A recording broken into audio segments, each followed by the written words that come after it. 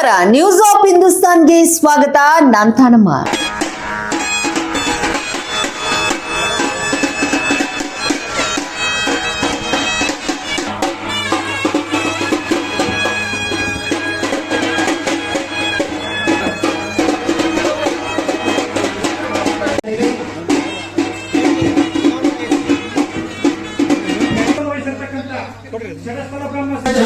ಮಂಗಲಂ ಶಿವ ಪಾರ್ವತಿಯ ಪುತ್ರಾಯ ಮಂಗಲಂ ಶ್ರೀ ವಿಘ್ನರಾಜಾಯ ಮಂಗಲಂ ಶಿವ ಪಾರ್ವತಿಯ ಪುತ್ರಾಯ ಮಂಗಲಂ ಶ್ರೀ ಪರಮೇಶ್ವರನ ಗೋಪದ ಬಲದಿಂದ ಶ್ರೀ ಗಜಮುಖನಾಗಿರುವೆ ಮಂಗಲಂ ಶಿವ ಶ್ರೀ ವಿಘ್ನರಾಜಾಯ ಮಂಗಲಂ ಮಂಗಲಂ ಶಿವ ಶ್ರೀ ವಿಘ್ನರಾಜಾಯ ಮಂಗಲಂ ವರಗಳ ಕೊಡು ಯಮಗೆ ಮಂಗಲಂ ಶಿವ ಪರಮ ಮಂಗಲಂ ಶಿವ ಪಾರ್ವತಿಯ ಪುತ್ರಾಯ ಮಂಗಲಂ ಗಾಮೇ ಶ್ರವೈಶ್ರವನೋ ದದಾತಂ ಕುಬೇರಾಯ ವೈಶ್ರವನ ಕಲಿಸ್ತಾ ಇದ್ದೀವಿ.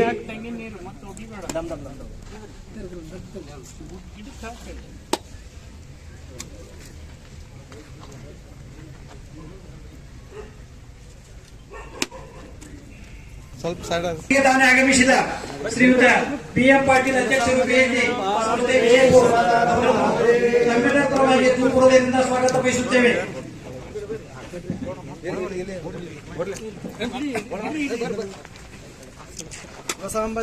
ಪಾರ್ವತೀಶ್ವರ ಮಹಾದೇವ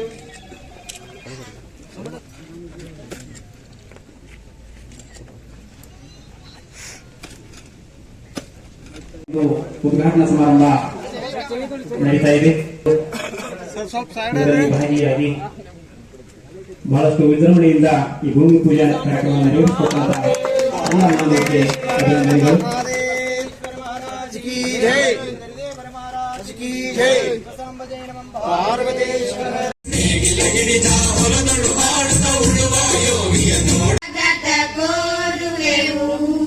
ಸುಸ್ವಾಗತ ಬಯಸುವೆವು, ಸ್ವಾಗತ ಸುಸ್ವಾಗತ ಸ್ವಾಗತ ಕೋರುವೆವು. ಚಪ್ಪಾಳೆ, ಜೋರಾದ ಚಪ್ಪಾಳೆ. ಇದೀಗ ಜ್ಯೋತಿ ಬೆಳಗಿಸುವ ಮೂಲಕ ಚಾಲನೆಯನ್ನು ಕೊಟ್ಟಂತ ಪೂಜ್ಯರಿಗೆ, ಶಾಸಕರಿಗೆ, ವೇದಿಕೆ ಮೇಲಿದಂತ ಎಲ್ಲ ಗಣ್ಯರಿಗೆ ಆನಂದ ಇದ್ದೀವಿ. ಜೋರಾದ ಚಪ್ಪಾಳೆ, ಜೋರಾದ ಚಪ್ಪಾಳೆ. ಇದೀಗ ಅಧ್ಯಕ್ಷರು BLD ಸಂಸ್ಥೆಯ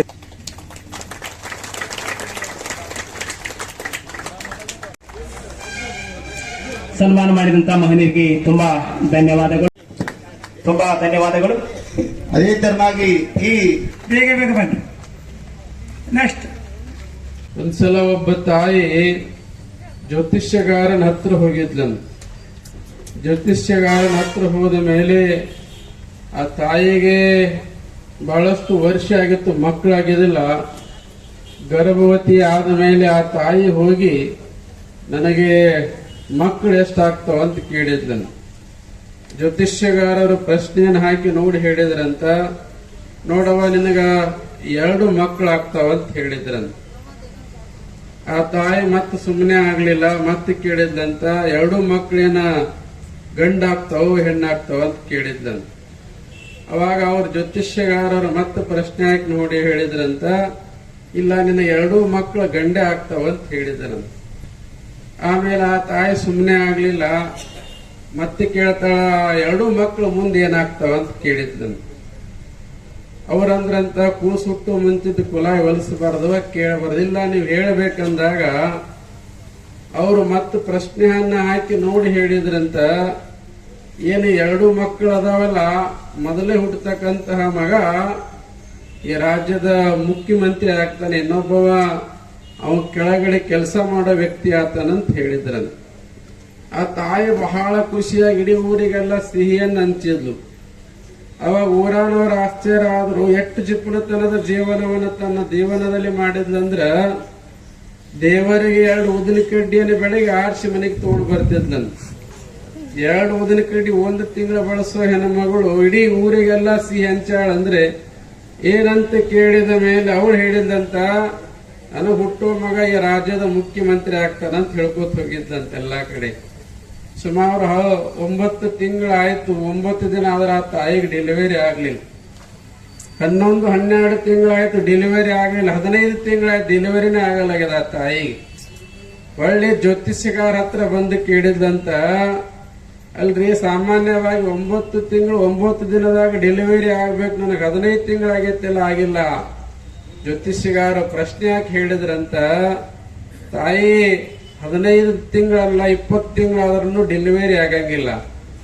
ಯಾಕಾಗಿಲ್ಲ ಅಂದ್ರೆ ಒಳಗೆ ಇಬ್ರು ಅದಾರಲ್ಲ ಅವ್ರು ಜಗಳ ಮಾಡ್ಲಕತ್ತ, ನಾನು ಮೊದಲು ಬರ್ತೀನಿ. ಯಾರು ಮೊದಲು ಬಂದವರು ರಾಜ್ಯದ ಮುಖ್ಯಮಂತ್ರಿ ಆಗ್ತಾರ ಅಂತಾರಲ್ಲ, ಗರ್ಭದಲ್ಲೇ ಜಗಳ ಮಾಡೋ ಕಾಲದಲ್ಲಿ ಪಕ್ಷ ಭೇದಗಳನ್ನ ಮರೆತು ರೈತರಿಗೆ ಒಳ್ಳೆಯದನ್ನು ಬಯಸ್ತಕ್ಕಂತಹ ನಾಯಕರ ವೇದಿಕೆ ಮೇಲೆ ಅದರಲ್ಲ, ಅದು ನಮ್ಮೆಲ್ಲರ ಸೌಭಾಗ್ಯ ಅಂತಕ್ಕಂತಹ ಮಾತು.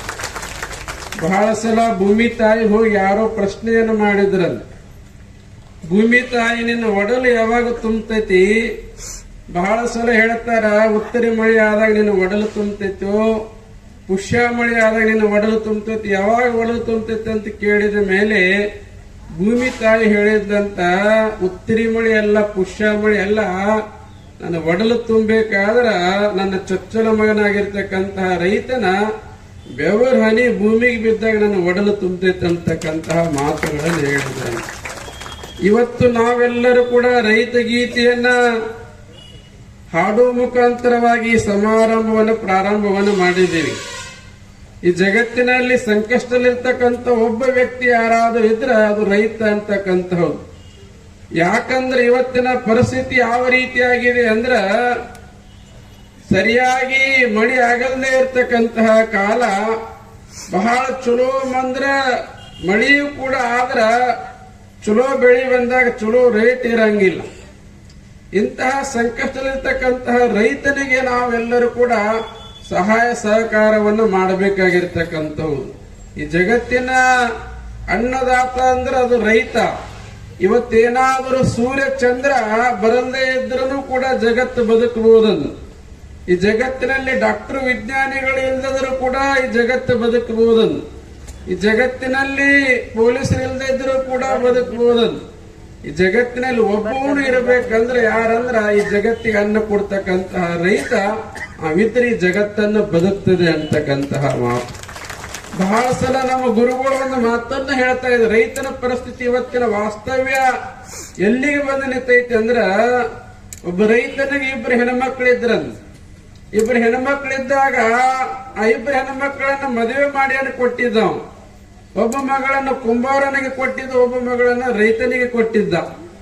ಬಹಳ ದಿನ ಆದ್ಮೇಲೆ ಮಕ್ಕಳ ಮನೆಗೆ ಹೋಗಿ ನೋಡ್ಬೇಕಂತ ತಿಳ್ಕೊಂಡು ಹೋಗಿ ರೈತ ಮೊದಲನೇದಾಗಿ ಕುಂಬಾರನ ಮನೆಗೆ ಕೊಟ್ಟಿರ್ತಕ್ಕಂತಹ ಮಗಳ ಮನೆಗೆ ಹೋಗ್ತಾನೆ. ಹೋದ ಮೇಲೆ ಆ ಮಗಳು ಬಹಳ ಅತಿಥಿ ಸತ್ಕಾರವನ್ನ ಮಾಡಿ, ಕಾಲಿಗೆ ನೀರು ಕೊಟ್ಟು ಊಟವನ್ನ ಮಾಡಿ ಮಗಳು ಕೇಳ್ತಾನೆ, ನಿನ್ನ ಬಾಳ್ವೆ ಹೆಂಗ ನಡತ್ತಿ, ಹೆಂಗದಿ ಅಂತ ಕೇಳ್ತಾನೆ. ಅವಾಗ ಕುಂಬಾರ ಕೊಟ್ಟಿರ್ತಕ್ಕಂತಹ ಮಗಳು ಹೇಳ್ತಾಳ, ನನ್ನ ಗಂಡ ವರ್ಷಕ್ಕಾಗುವಟ್ಟು ಗಡಿಗೆ ಅನೇಕ ಸಾಮಾನುಗಳನ್ನು ಈಗ ಬೆಂಕಿಯ ಪುಟದಲ್ಲಿಟ್ಟಾನ. ಸುಮಾರು 15 ದಿನ ನಮಗೆ ಮಳೆ ಆಗ್ಲಿಕ್ಕೆ ಅಂದ್ರ 1 ವರ್ಷದ ನಮ್ಮ ಜೀವನ ನಡೀತೈತೆ ಅಂತ ಅವಳು ಹೇಳಿದ್ಲನ್. ಅದಾದ ಮೇಲೆ ಮತ್ತೆ ರೈತನಿಗೆ ಕೊಟ್ಟಿರ್ತಕ್ಕಂತಹ ಮಗಳ ಮನೆಗೂ ಕೂಡ ಹೋಗ್ತಾನೆ. ಅವಾಗ ಹೋದ ಮೇಲೆ ಅವನು ಕೂಡ ಅವಳಿಗೆ ಮಾತನ್ನ ಕೇಳ್ತಾನೆ, ಹೆಂಗದೀವ ಹೆಂಗಂತ.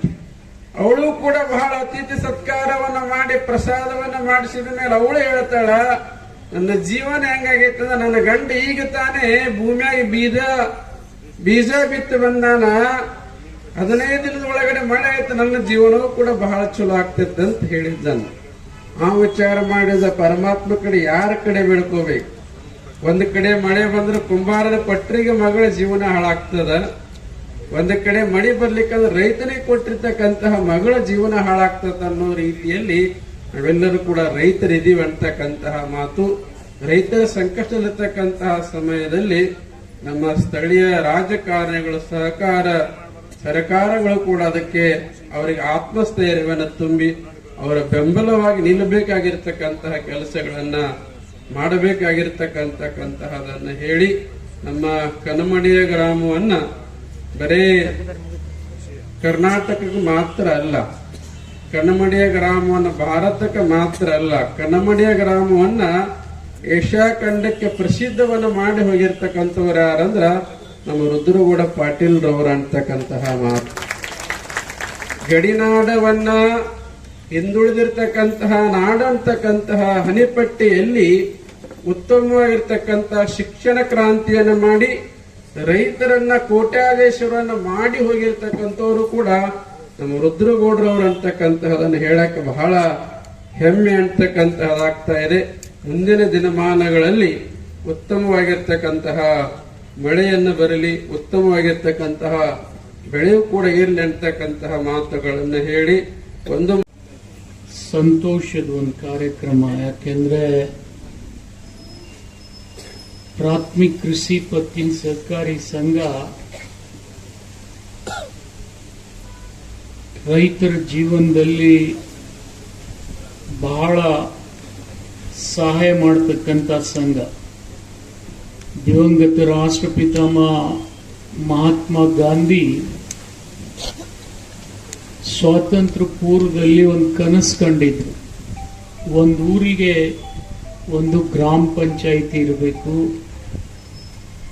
ರೈತನ ಜೀವನದಲ್ಲಿ ಏಳಿಗೆ ಆಗಬೇಕಾದ್ರೆ ಒಂದು ಸೊಸೈಟಿ ಪ್ರಾಥಮಿಕ ಕೃಷಿ ಪತ್ತಿನ ಸಂಘ ಇರಬೇಕು ಅಂತೇಳಿ.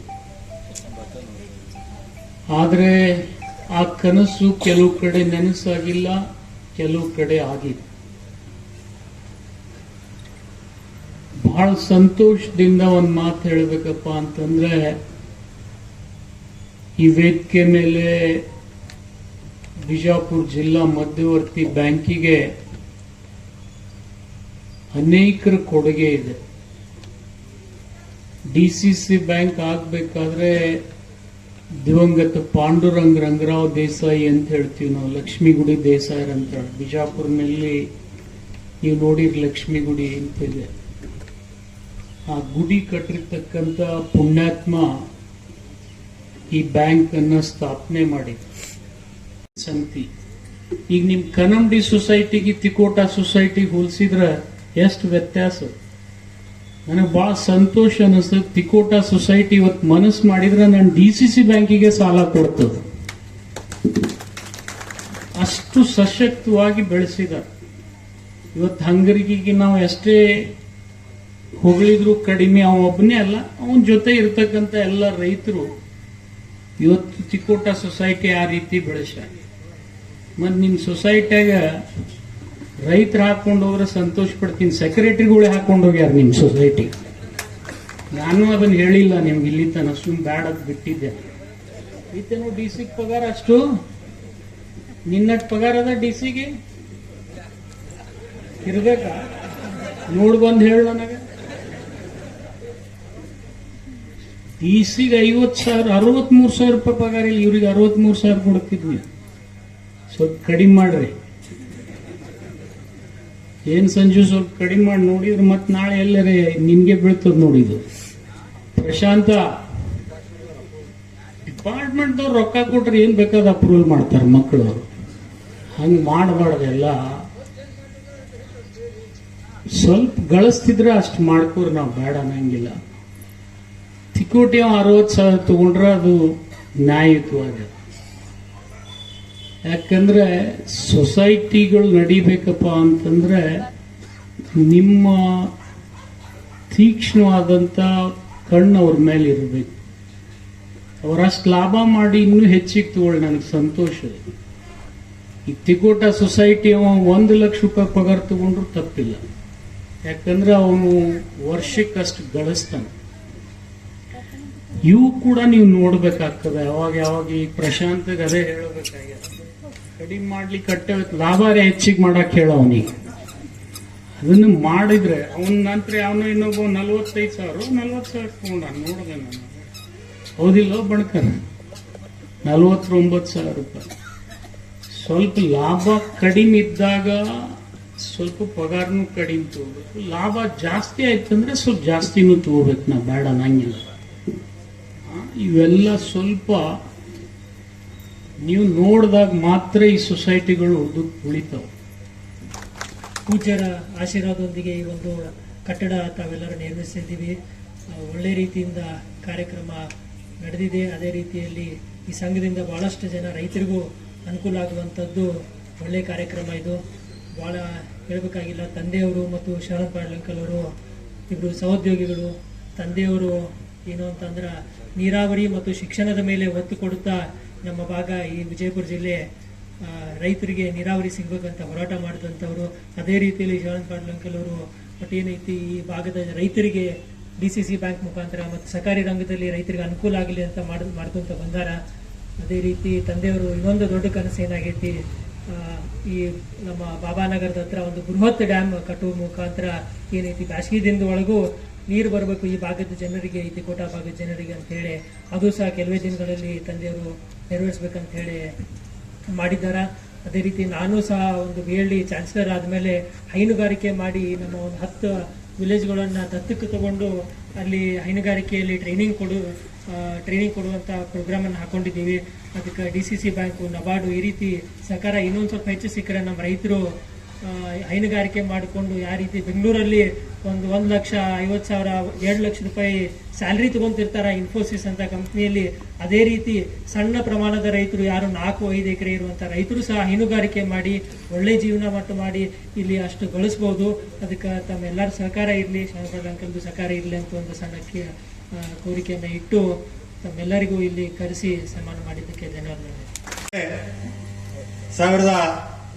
1905ನೇ ಇಸ್ವಿಯಲ್ಲಿ ಈ ದೇಶದಲ್ಲಿ ಮೊಟ್ಟ ಮೊದಲನೇ ಸಹಕಾರಿ ಬೀಜ ಬಿತ್ತಿದ ಸಿದ್ದನಗೌಡ ಸಣ್ಣರಾಮನಗೌಡ ಪಾಟೀಲ್ ಕರಿನಾಳ ಗೌಡರು ಅವರ ಏನು ಸಹಕಾರಿ ಬೀಜ ಬಿತ್ತಿದ್ರು ಅವತ್ತಿಂದ ಇವತ್ತಿನವರೆಗೆ ಅತ್ಯಂತ ವ್ಯವಸ್ಥಿತವಾಗಿ ಅತ್ಯಂತ ವೇಗವಾಗಿ ಸಹಕಾರಿ ಕ್ಷೇತ್ರ ಇಡೀ ದೇಶದಲ್ಲಿ ಪ್ರತಿಯೊಂದು ದಿಕ್ಕಿನಲ್ಲಿ ಈ ಒಂದು ಕ್ಷೇತ್ರಕ್ಕೆ ಮುಟ್ಟಿಲ್ಲಪ್ಪ ಅನ್ನುವಂತಿಲ್ಲ, ಪ್ರತಿಯೊಂದು ಕ್ಷೇತ್ರದಲ್ಲಿ ಸಹಕಾರಿ ಕ್ಷೇತ್ರ ತಲುಪಿದೆ ಅಂದ್ರೆ ತಪ್ಪಾಗ್ಲಿಕ್ಕಿಲ್ಲ.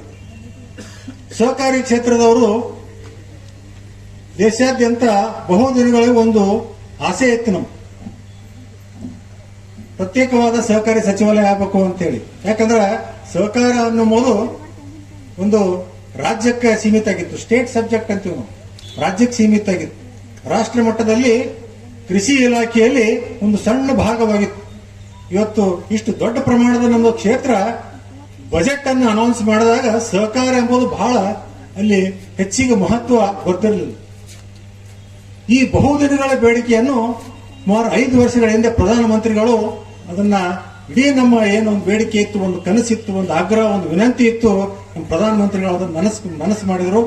ಪ್ರತ್ಯೇಕವಾದ ಒಂದು ಸಹಕಾರಿ ಸಚಿವಾಲಯವನ್ನು ನಮಗೆ ಒಂದು ದೊಡ್ಡ ಕೊಡುಗೆಯಾಗಿ ಕೊಟ್ಟು ಒಂದು 5 ವರ್ಷ ಆಯಿತು. ಆ 5 ವರ್ಷದಲ್ಲಿ ಸಾಕಷ್ಟು ಪ್ರಗತಿ ಸಾಧಿಸ್ತಾ ಇದೆ.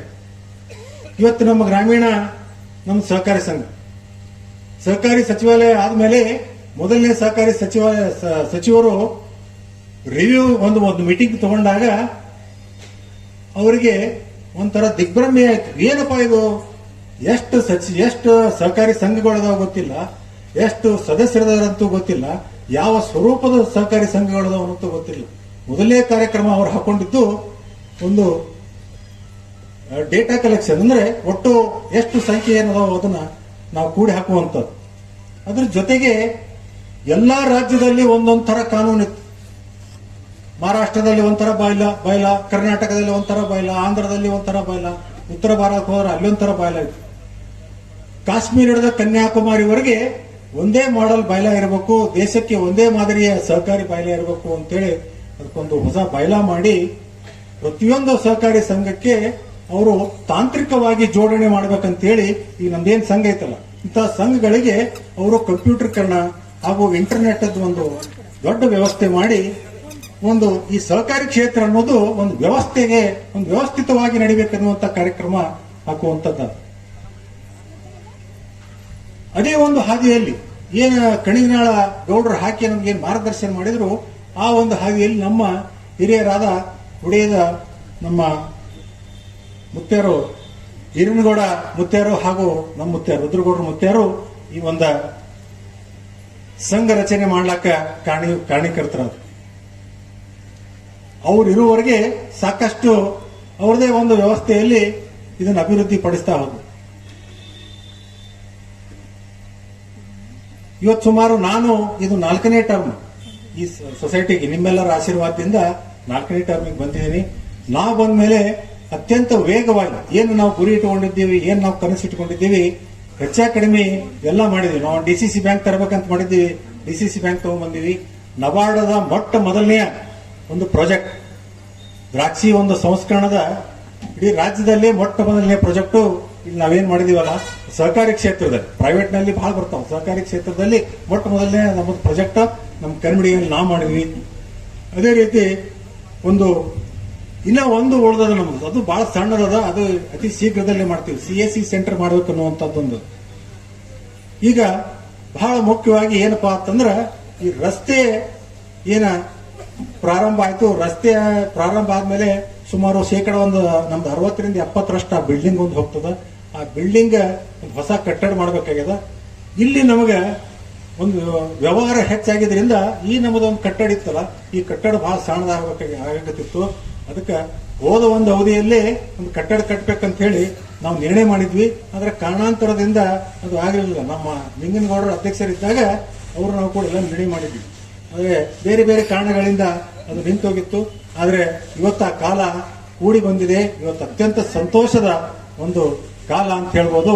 ನಾವು ಇಲ್ಲಿ ಇವತ್ತಿನ 21ನೇ ಶತಮಾನಕ್ಕೆ ಒಂದು ಸಹಕಾರಿ ಸಂಘ ಯಾವ ಮಾದರಿಯಲ್ಲಿ ಇರಬೇಕು ಅನ್ನುವಂತ ದೃಷ್ಟಿಯಿಂದ ಒಂದು ಪ್ಲಾನ್ ಅನ್ನು ನಾವು ಮಾಡ್ಕೊಂಡಿದ್ದೀವಿ.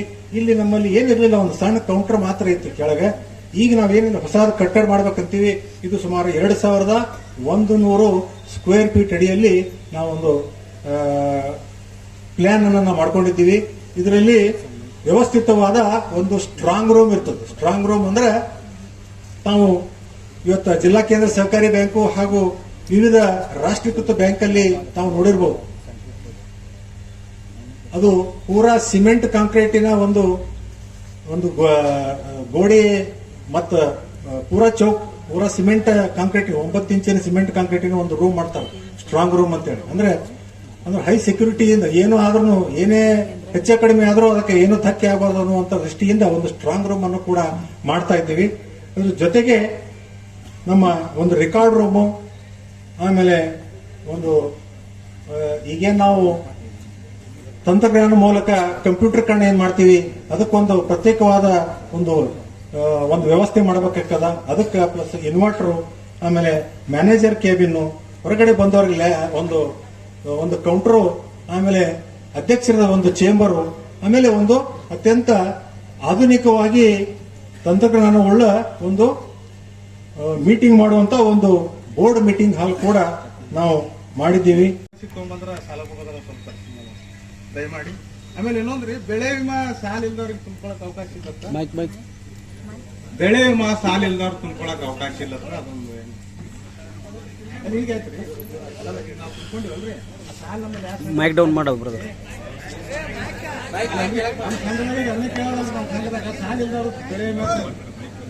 ಸಾಲಿಲ್ದವ್ರು ಬೆಳೆ ವಿಮಾ ತುಂಬೋರು, ಸಾಲಿಲ್ಲ, ನಾವು ಸಾಲಿಲ್ದವ್ರು ಬೆಳೆ ವಿಮಾ ತುಂಬ್ಕೊಂಡಿಲ್ರಿ ನಾವು. ಹೌದು, ಸ್ಟೇಟ್ ಗೌರ್ಮೆಂಟ್ ಸಾಲ ರೈತ ಎಲ್ಲ ತಗೊಂಡಾಗ ಅದೇ ಸಂಘದಾಗೆ ಕಂಪಲ್ಸರಿ ಬೆಳೆ ವಿಮಾ ಮಾಡಿದ್ರು. ಸಾಲ ಇಲ್ಲದ ರೈತರಿಗೆ CSC ಸೆಂಟರ್ದಾಗ ರಾಜ್ಯ ಸರ್ಕಾರದ ಸ್ಪಷ್ಟದಾಗ ಕೇಂದ್ರ ಸರ್ಕಾರದ ಸ್ಪಷ್ಟ ನಿರ್ದೇಶನವಿತ್ತು. ಯಾರ ರೈತರು ಎಲ್ಲಿ ಸಾಲ ತಗೊಂಡಾರ ಅದೇ ಸಂಘ ಅಥವಾ ಬ್ಯಾಂಕ್ದಲ್ಲಿ ಅವರು ಬೆಳೆ ವಿಮಾ ಮಾಡ್ಲಿಕ್ಕೆ ಅವಕಾಶ ಮಾಡಿಕೊಟ್ಟಿದ್ರು. ಇದು ಫಸ್ಟ್ ಟೈಮ್ ಹಿಸ್ಟ್ರಿ ಒಳಗ ಸೊಸೈಟಿ ಒಳಗ ಬೆಳೆ ವಿಮಾ ಮಾಡಿಸ್ಕೊಳ್ಳಿಕ್ಕೆ ಅವಕಾಶ ಮಾಡಿಕೊಟ್ಟಿದ್ದು ಫಸ್ಟ್ ಟೈಮ್. ರೈತರೆಲ್ಲ ಹೋದ್ಸಲ ಭಯಂಕರ ಅಡ್ಡಾಡ್ರಿ ಗುರ್ತದ. ಈ ಸಲ ಫಸ್ಟ್ ಟೈಮ್ ಸಂಘದಾಗ ಎಲ್ಲ ರೈತರು ತಗೊಂಡ್ರೆ ಅವಾಗೆ ತೊಂದರೆ ಬರ್ತಕೊಂಡು ಸಂಘ ಕೊಟ್ಟಾರ. ಯಾರು ಸಾಲದ ರೈತರದಲ್ಲ ಅವರಿಗೆ CSC ಸೆಂಟರು ಮತ್ತು ಗ್ರಾಮ ಸಂಘ ಏನದಲ್ಲ ಅಲ್ಲಿ ಅವಕಾಶ ಮಾಡಿಕೊಟ್ಟಿದ್ರು, ನಮ್ಗೆ ಅವಕಾಶ ಮಾಡಿ ಕೊಟ್ಟಿದ್ದಿಲ್ಲ. ಅದಕ್ಕೆ ಈ ವ್ಯವಸ್ಥೆ ಸರ್ಕಾರದ ಆದೇಶ ಇರೋದನ್ನ ಹಂಗಾಗಿರ್ತಿಕೊಂಡು ನಾನು ತಿಳಿಪಡಿಸ್ತೀನಿ. ಹೇಳ್ದಂಗೆ ಒಂದು ಸೊಸೈಟಿ ಚೆನ್ನಾಗಿ ನಡಿಬೇಕಾದ್ರೆ 3 ಅಂಶಗಳು ಪ್ರಮುಖ. ಒಂದು, ಆಡಳಿತ ಮಂಡಳಿ ಪ್ರಾಮಾಣಿಕವಾಗಿರ್ಬೇಕು, ರೈತರು ಪಡೆದಂತ ಸಾಲವನ್ನು ಸಕಾಲಕ್ಕೆ ಮರುಪಾವತಿ ಮಾಡಬೇಕು, ಮತ್ತು ನೀವು ಈ ಸಂಘದ ಮೇಲೆ ಹೆಚ್ಚು ವಿಶ್ವಾಸವಿಟ್ಟು ಡಿಪಾಸಿಟ್ ಹೆಚ್ಚು ಮಾಡಿದಾಗ ಮಾತ್ರ ನಿಮ್ಮ ಸಂಘ ಯಶಸ್ವಿಯಾಗುತ್ತೆ ಅಂತ ಹೇಳಕ್ಕೆ ಇಚ್ಛೆ ಪಡ್ತೀನಿ. ಅದೇ ರೀತಿ ಕನ್ನಂಬಡಿ ಸಂಘವನ್ನು ನಾನು ಭಾಳ ದಿನದಿಂದ ನೋಡ್ಕೊತ ಬಂದೀನಿ. ಸುಮಾರು ಒಂದು 20 ವರ್ಷ ಆಯ್ತು. ದಿನಕ್ಕೆ ಇಂಪ್ರೂವ್ಮೆಂಟ್ ಅದು. ಇದು ಮೊದಲು ಒಂದು ಪ್ರೊಸೆಸಿಂಗ್ ಯೂನಿಟಿ ಚಾಲೂ ಮಾಡಿದ್ರಿ, ಆಮೇಲೆ ಗೊಬ್ಬರದ ವ್ಯಾಪಾರ ಚಾಲೂ ಮಾಡಿದ್ರಿ, ಆದ್ರೆ ಒಂದು ಡಿಪಾಸಿಟ್ ಮಾತ್ರ ಬಹಳ ಕಡಿಮೆ ಅದ 6.80 ಏನದ 6,80,00,000. ಆ ಡಿಪಾಸಿಟ್ ಇನ್ನೊಂದು ಸ್ವಲ್ಪ ನೀವು ಹೆಚ್ಚು ಮಾಡೋದ್ರಿಂದ ನಿಮ್ಮ ಸಂಘ ಜಿಲ್ಲೆಯಲ್ಲೇ ಒಂದು ಅತ್ಯುತ್ತಮ ಆಗ್ತದಂದ್ರೆ ತಪ್ಪಾಗ್ಲಿಕ್ಕಿಲ್ಲ.